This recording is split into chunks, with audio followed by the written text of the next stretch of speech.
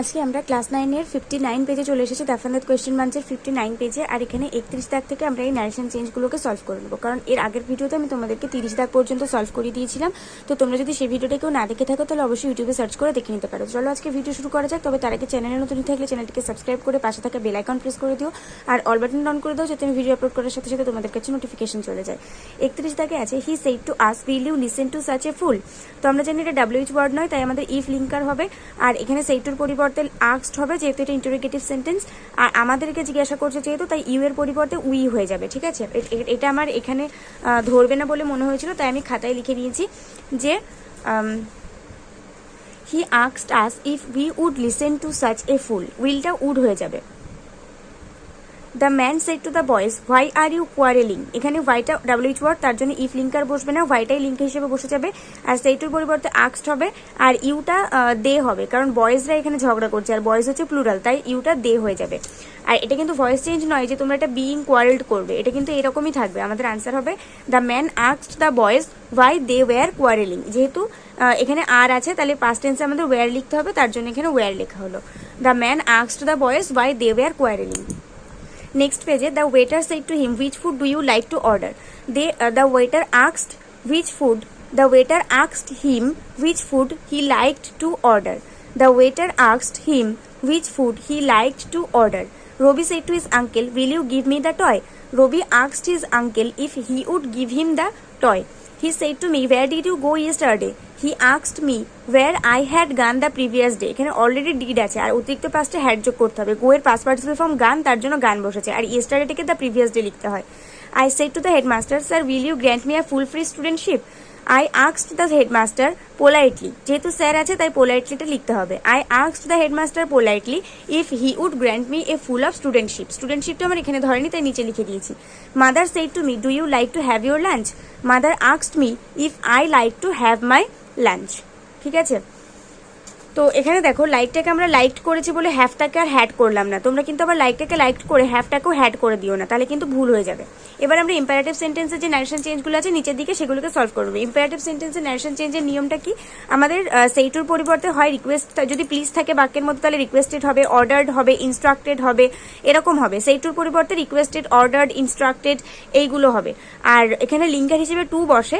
আর এখানে তোমার ভার্ব দিয়ে যেখান থেকে ভার্ব শুরু হচ্ছে সেখান থেকে পুরো সেন্টেন্সটাই কোনো টেন্সের পরিবর্তন না ঘটিয়ে বসিয়ে দিতে হয়, আর কিন্তু কোনো পরিবর্তন হয় না। তাহলে he said to me, please lend me your pencil. Please আছে দেখে বুঝতে পারছি এটা রিকোয়েস্ট করছে, তাহলে he requested me to, linker হিসেবে টু বসলো। এবার ভার্ব কোথা থেকে আছে? লেন্ড, এখান থেকে ভার্ব শুরু হচ্ছে। এখান থেকে পুরো সেন্টেন্সটাই আমরা কোনো টেন্সের পরিবর্তন না করে বসিয়ে দেবো। লেন্ড মি মাই পেন্সিল, যেহেতু আমাকে বলছে তাই ইওটা মাই হয়ে যাবে। The teacher said two Ananya, read attentively. The teacher ordered Ananya to read attentively. Father said to his son, obey your elders. Father advised his son to obey his elders. যেহেতু ছেলেটাকে বলছে তাই ইওটা হিজ হয়ে যাবে। The master said to the servant, wait here. The master ordered the servant to wait there. Here থাকলে there হবে। He said to me, please help me. He requested me to help him. তাকে help করতে বলছে তাই মিটা হিম হয়ে যাবে। I said to my sister, read attentively. I ordered my sister to read attentively. The boy said to the teacher, pardon me sir. The boy told the teacher to pardon him. তো এখানে told আমি এই কারণেই দিয়েছি, এটা ক্ষমা, মানে এটা ক্ষমা প্রার্থনা করছে, কিন্তু এখানে রিকোয়েস্টেড না দিলেও চলবে। তোমরা যখন বুঝতে পারবে না যে আসলে এখানে রিকোয়েস্টেড বসানো উচিত না অর্ডার বসানো উচিত নাকি ইনস্ট্রাক্টেড বসানো উচিত, তখন তোমরা জাস্ট সেটুর পরিবর্তে টোল্ড বসিয়ে দেবে। কোনো কিছু না বুঝতে পারলে যে সেখানে কি বসাতে হবে, তাহলে সেটুর পরিবর্তে টোল্ড বসিয়ে দেবে। আর যদি বুঝতে পারো যে সেটাকে কি বোঝানো হচ্ছে, তাহলে রিকোয়েস্টেড বা অর্ডার বা ইনস্ট্রাক্টেড যেটা বোঝাবে সেটা লিখবে। The boy told the teacher to pardon him, তাকে যেহেতু ক্ষমা করতে বলছে তাই হিম হয়ে যাবে। Mother said to her son, don't run in the sun.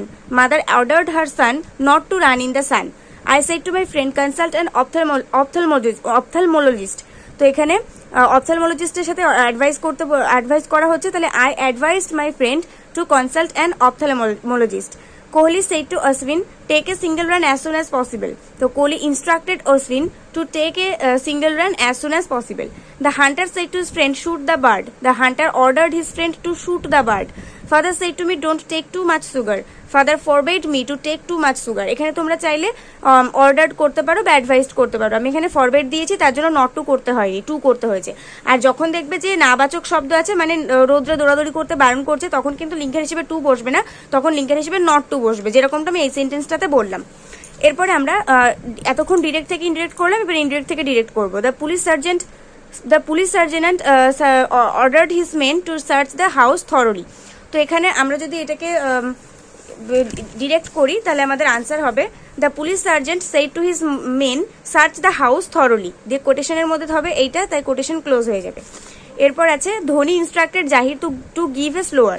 তো Dhoni said to Zaheer comma দিয়ে কোটেশনের মধ্যে গিভ এ স্লোয়ার। এরপরে আছে the tutor instructed the student to practise the exercise given the grammar question bunch. তো এখানে আমাদের আনসার হবে যে the tutor said to the student practise the exercise given in the grammar question bunch, এখানে কমাদি কোটেশনের মধ্যে এইটুকু কোটেশনের মধ্যে থাকবে। এরপর আছে দ্য টিচার, এখানে আমি একটা মিস করে গেছি, the teacher advise the students to be careful of their silly mistakes. তো এখানে আমাদের আনসার হবে যে the teacher said to the students কমাদি কোটেশনের মধ্যে be careful of your silly mistakes. এরপর আছে I begged him to excuse the boy, I said to him কমাদি কোটেশনের মধ্যে এক্সকিউজ দ্য বয় কোটেশন শেষ। He order his servant to get out, he said to his servant কমাদি কোটেশনের মধ্যে get out. তো আজকে ইম্পারেটিভ সেন্টেন্সে আর এখানে যতটুকু বাকি ছিল সেগুলো আমরা করে ফেললাম, আর এখানে ইম্পারেটিভ সেন্টেন্সের ন্যারেশন চেঞ্জটা আমরা করে ফেললাম। পরের পার্টে imperative sentence beginning with let দিয়ে যেগুলো আছে সেগুলোকে সলভ করে নেবো। ভিডিওটা কেমন লাগলো কমেন্টে জানাতে ভুলো না, অবশ্যই একটা করে লাইক করে দিয়ে বন্ধুদের সঙ্গে অনেক শেয়ার করে দিও। নেক্সট ভিডিওতে দেখা হবে, ততক্ষণ পর্যন্ত সবাই ভালো থাকো, সুস্থ থাকো, মন দিয়ে পড়াশোনা করতে থাকো।